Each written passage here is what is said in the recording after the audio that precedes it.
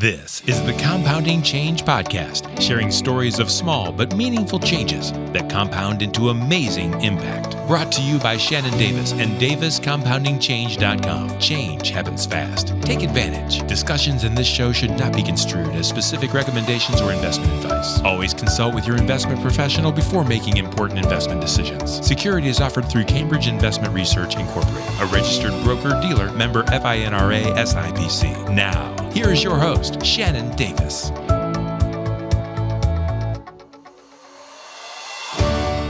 Hi, I'm Shannon Davis with Compounding Change. Today we're here with Jenna Stoliker, and Jenna is a coach who empowers women and helps leaders tap into their emotional intelligence and build unshakable confidence. She is the founder of the Center for Conscious Leadership. Hi, Jenna. Hi, Shannon. How are you this morning? Good. Should I also add that you're my sister? Yes. So I know you quite well, right? You do. So what embarrassing stories do you want me to share? Nothing. So let's talk about you.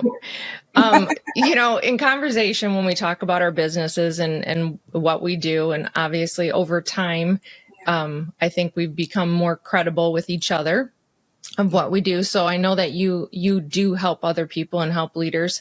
I did want to kind of talk on a personal level, and when you're going forward in your life, let's just jump right in. Can you tell me about a pivotal moment when you realized that the life you were creating wasn't going as planned and maybe led you to where you are right now? Oh my goodness. Well, yes, I had a number of those pivotal things, but probably for me, really where I saw the life trajectory change was, oh my gosh, I don't even know it was like 2005, 2006. And I was, in a marriage that was not healthy physically, mentally, emotionally, and financially. Let's add that too. Yeah. And so in that span of time, that was a lot of, me reflecting on what my values are, how they may have shifted, and was it worth staying in that marriage, and could we course correct or could we not? And long story short, I realized the values that were my values I could understand as my full core values versus my acquired values were so drastically different, and my life was, not to sound dramatic, but it really was in danger. I needed to extricate myself from that relationship. Now, in doing so, that meant I had my words are a come to Jesus meeting with myself around, well, how do I navigate this world now? Because it was moving beyond what some of those, I mentioned acquired values, what some of those acquired values were. Right? About getting divorced, about how a woman navigates her own career, how a woman stands in her own strength and power, even though those around her may not agree with that. Well, and I think it's difficult, though, to sometimes apply the things that we know in our jobs, in our careers. Were you at a point, and I honestly don't remember, but were you at a point in your career that you could apply those principles that you knew you were sharing with other people? Did you have key steps to take action? Did you think through? I think I could. That clearly? I think part of it was seeing, I had some really phenomenal role models in my personal life, but also in my work life as well. And I really did start to believe that I could do more. Right? I always felt like there was more for me to do. Where I was at was not allowing me to do that, right? Because I really started to feel so compartmentalized, where I had this one life, like I'd go to work, I was very, like, I would separate, like totally compartmentalized, go to work, be one way, and come home and be a completely different way. And it was draining me physically. And I think at that point too is also when I realized, if I am about having a holistic approach to life and showing up how I show up, I'm not showing up fully. And so how do I reconcile this? Right. And also just realizing if I were to stay in this relationship, I could feel my own energy drain. All right. And I think people around me were really starting to notice that as well. Right. So did you lay out, I mean, I know that we've both been through divorces, and I know that when you go through that, or when we went through that, we also talked about, let's write out a list of what we want for our future, what we want for in a future spouse, if we were to do it again. Did you have a list? Did you have, this podcast is called Compounding Change. I love the power of compounding money, the power of compounding actions. So what actions did you take? How did you lay that out? Oh my goodness. Well, okay. So, for me, the financial piece was a big one, right? What I realized were, I don't know what I call my core values. They kind of operate like core values, but it's like my life tenets with, don't mess with my money. You don't mess with my family, and you don't mess with me. Now I realize that sounds really backwards, because most people would say start with yourself first. But those first two really stem from, like, if those are like my signals, right? So if someone's messing with my money, that's really about autonomy, right? That's about that freedom to be able to move throughout this world in a certain way that allows me to show up fully. Family is really important to me, right? So, and family can be even the family that we acquire, right? But in general, it's family. And to be in that inner circle for me means that you hold the similar values. And so if you're messing with my family, it tells me, oh, you don't belong in this inner circle. And then finally, that has me then do a deeper dive and be like, okay, so in what ways can I be agile and be compassionate and then accept people for who they are? And where does it rub up against my own values? So back to your question about, did I create some sort of a list? I think I created a number of lists and a number of strategies as well, right? The most immediate for me was, how do I leave this relationship that was quickly escalating to the point where it was affecting my safety, right? And so there were some things I had to put in place about how do I leave in such a way that would minimize or mitigate any like physical safety issues, right? The secondary thing was, once I was able to do that, then I was like, okay, so now what do I do financially? Because my first rule, my first life tenet, don't mess with my money, is so what do I do? How do I move forward? Because in this particular case, there was a lot of debt. And I couldn't even at some point say I can handle this debt, because at some point we'll sell the house and I'll get equity from that to pay off any debt. That was not the case. I think when we did finally sell the house, I walked away with $1,000. Well, you did know, and I didn't know the specifics, but that you were $75,000 in debt and underwater in the mortgage. Yes. Appreciate you sharing that. Yeah. But I mean, it just shows that you can come out of things, but it's with those steps and with those little actions, because that wasn't overnight. So how did you begin to even tackle that? Right. Yeah. And I do want to make sure I'm tracking that thread of, like, so what did we do? Right. Like, we want some really practical stuff, right? We just want to talk like general ideas. I'm a spreadsheet gal. So I was writing down, like, first of all, where's the money? I mean, not that it's all about the money, but for me, that was the freedom piece. I could leave that in that relationship, which I can get to that piece too, because that's a whole emotional strategy of, like, how do I heal those parts. But on a really practical level was, so now what do I do? At the time how old was I? I was in my mid-30s.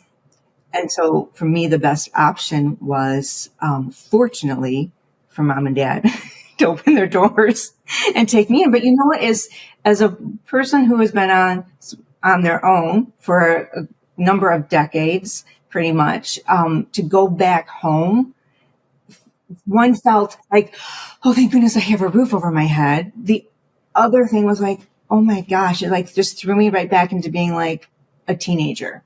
And I didn't want that, right? Because I'm trying to like mature and really step into who I am. So from the financial side, yes, it took a few years.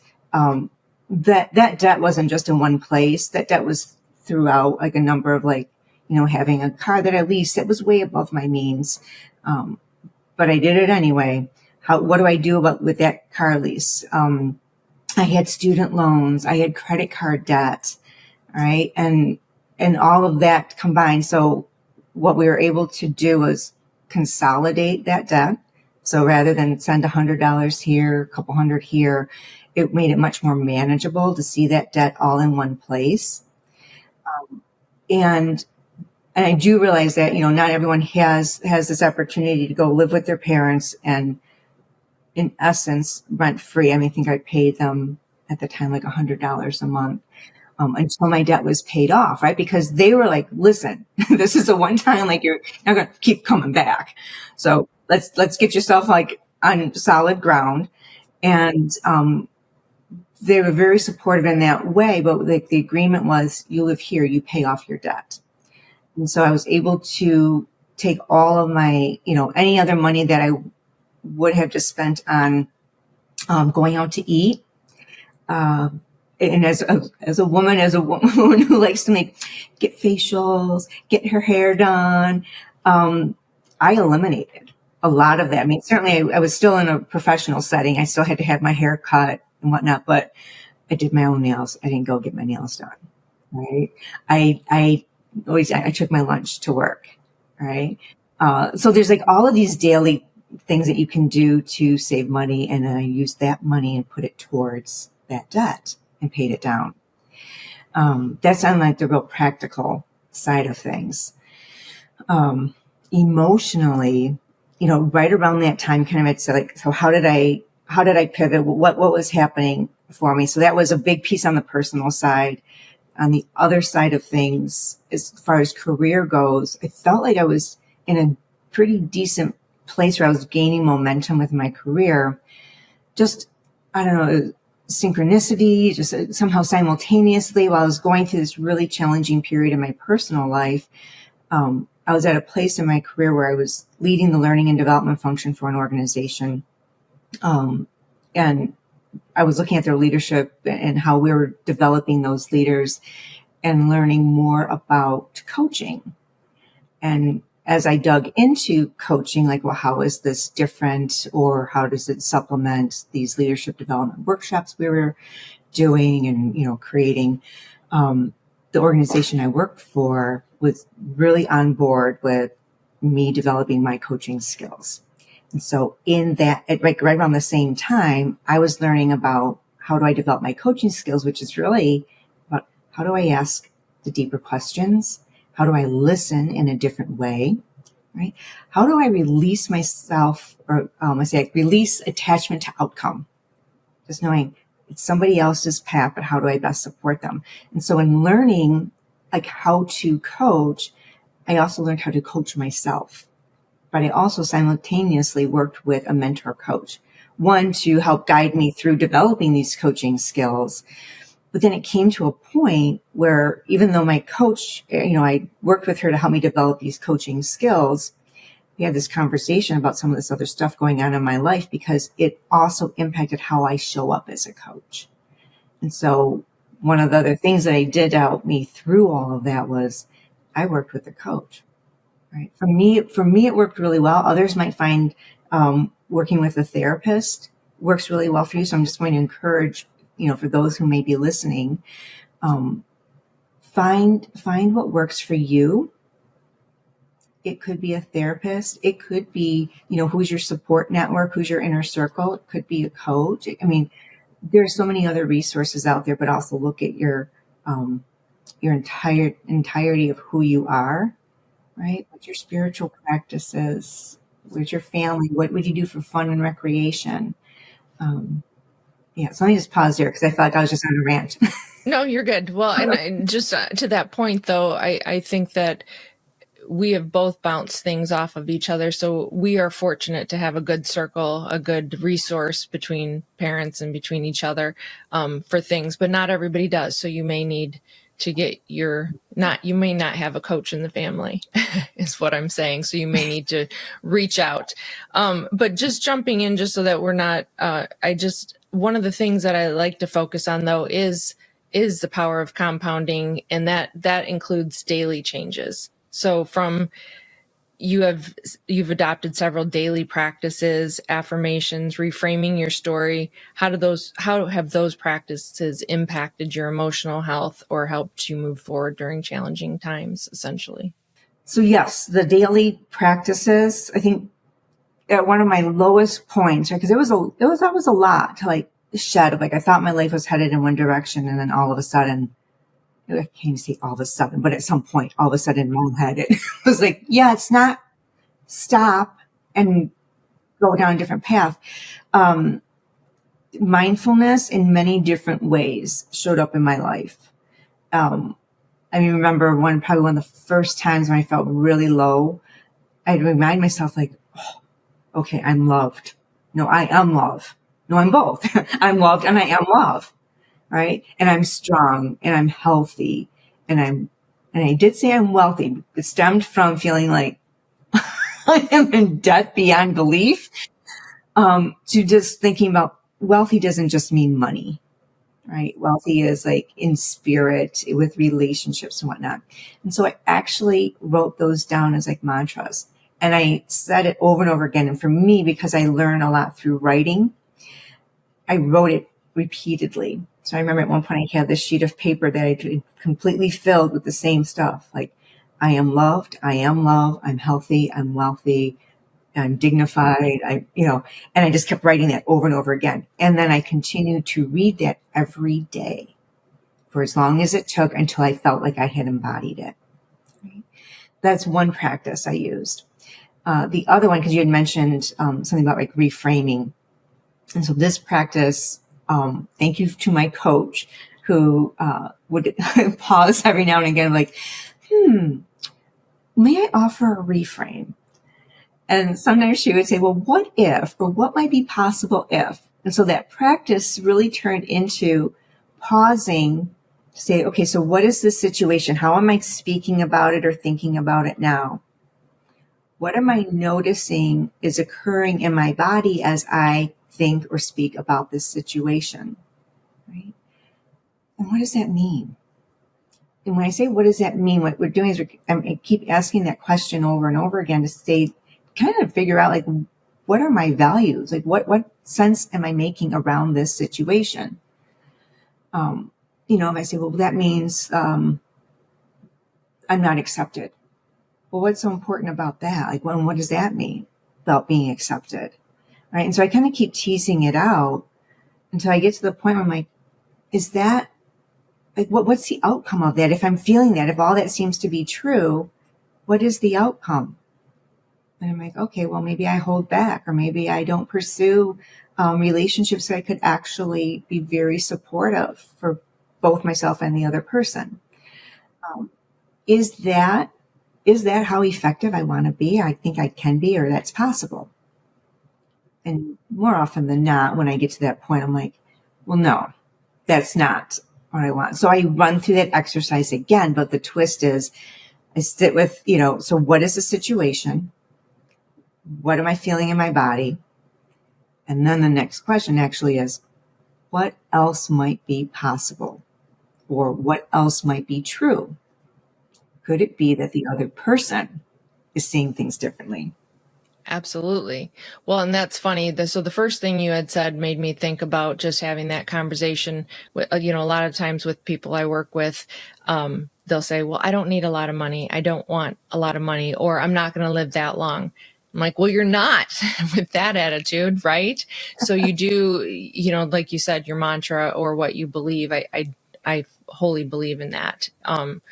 That you have to talk about what you project. I just sent something to the kids the other day about not speaking poorly about themselves. Don't look in the mirror. Oh, I'm fat. Oh, I wish this. Oh, I wish that, because that's just feeding into, so exactly what you were saying, feeding into that thought process. I know you are busy and I appreciate you making time, but I just want to end with, talking about when facing a major life shift, it can be overwhelming to know where to start. So what are some of the small manageable changes that have had the biggest impact on your journey toward financial and emotional stability? So this is, where I say my life tenets, like, don't mess with me comes last. I'm actually going to say, focus on yourself first. So I would say, pay yourself first. And so I will say, even when I was paying off debt, I was still paying myself first. For me, that meant I invested in my 401k at the company I worked with. Right. Especially if you have a match. Especially, yes, and max it out. So pay yourself first. Pay yourself first is also like pay your spiritual self first. So pay attention to, where do you feel like you're leaking energy, right?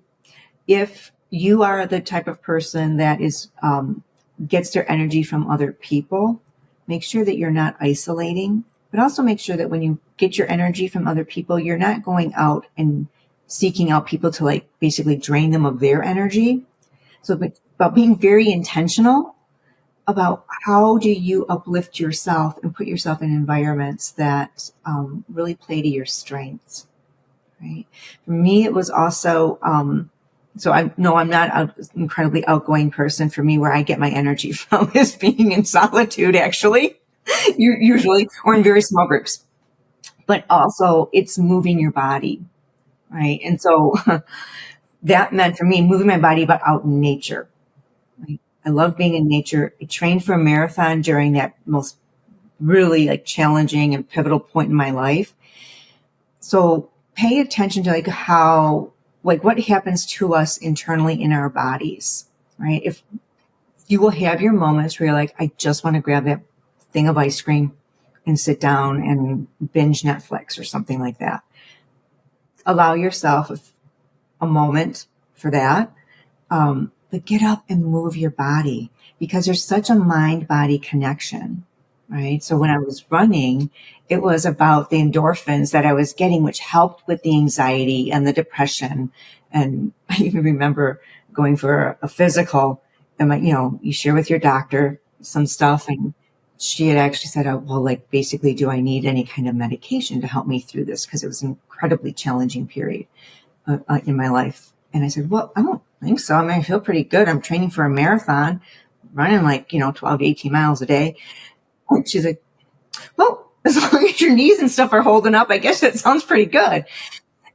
And it really was, because I could get my frustrations out in that run that day. So I think really what I'm trying to say is the daily practices are pay attention to your body. Move your body, get those endorphins, get the serotonin going, get, your adrenaline in a good way pumped up and moving through, so that you don't sit with that anxiety or what feels like a depression that might start to seep in through all of that. It helps it doesn't completely take it away, but it helps to put it in a little bit more in balance, right? Pay attention to your spiritual practices, whatever they may be. I think you need to hold on to that hope, especially during challenging times, because the challenging times are challenging because they are uncertain. As human beings, we do not like uncertainty. So what might your spiritual practice do? In what ways may it support you moving through the unknown? And then pay attention to your finances as well. Definitely. And we can talk about this another time, but you do have a really helpful class segment with the PQ that several years ago I went through with you. And of course I did it to just see what you were doing. But I have to say that it was super beneficial, and I still reflect back at certain lessons that were learned with that, but we can talk about that again. We'll include some information for your website and whatever with this episode. But thanks so much for taking the time to talk. Oh my gosh. I love seeing you. I love seeing you too. Yes. Thank you so much for taking the time and asking me to. This has been Compounding Change. I'm Shannon Davis. Join us next time on the Compounding Change podcast. More stories of individuals who have made meaningful change in their lives and careers through small, consistent actions.